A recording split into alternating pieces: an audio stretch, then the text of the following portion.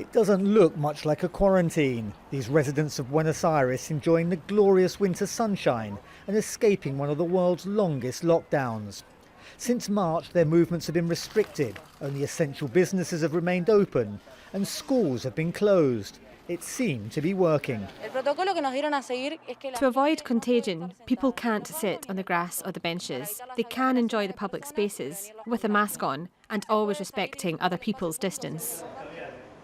But COVID-19 infections are now surging. More than 6,000 new cases reported on Friday alone. El mundo está enfermo. The world is sick. The truth is the only medicine we have is to limit as far as possible the circulation and the meeting of people.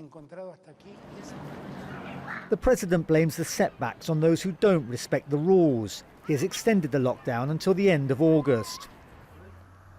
Because the number of infections is rising and an already struggling economy is feeling the strain, Argentines are increasingly questioning the effectiveness of the restrictions. The quarantine was used as the only measure.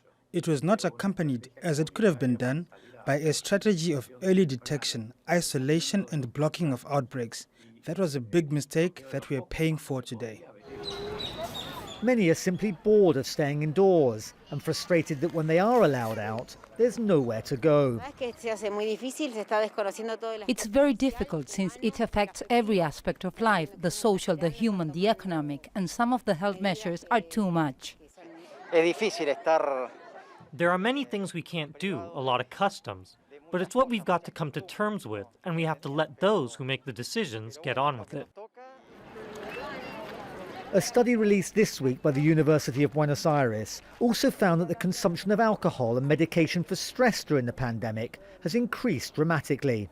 The authorities have found that for their lockdown measures to work effectively, they need the support of the majority of the population. Easier while the figures are low, but more difficult to impose as the infection rates rise and more people decide to leave their homes. Daniel Schweimler, Jazeera, Buenos Aires.